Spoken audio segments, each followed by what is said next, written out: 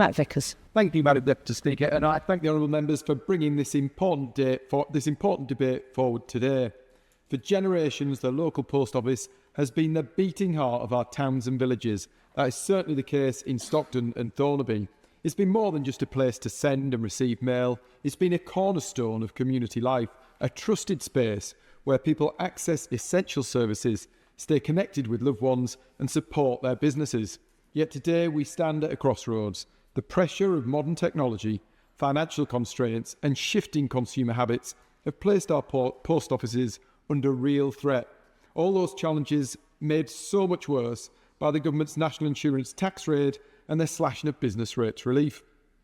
There are currently threats to the future of the post offices in both Stockton and Thornaby. In Stockton, our post office has changed location over the decades, but has been ever present and ever valued. It was hoped that a franchise in a retailer could protect its future.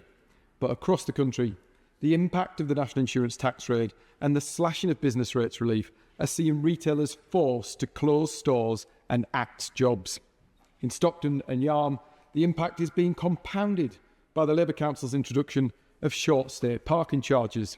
Retail is one of the most important sectors in the country. It's the largest private sector employer in our economy. It often sits at the very heart of our communities and is the biggest social mobility driver around. But in the last few weeks, we've seen fantastic retail giants like Sainsbury's and Tesco's axing jobs and killing opportunities. In Stockton, we've heard the sad news of the W.H. Smith's closure. The Smith store has hosted the post office and now looks set to close its doors as a result of the government's war on high streets. I've met with the post office to share concerns and the very real impact this will have for so many of my residents, particularly the elderly. The current post office is not due to close until May, and they've committed to working with me to look at alternative franchisees and locations in the town. I'm delighted that a number of potential operators have already shown an interest. In Thornaby, the situation remains concerning but unclear.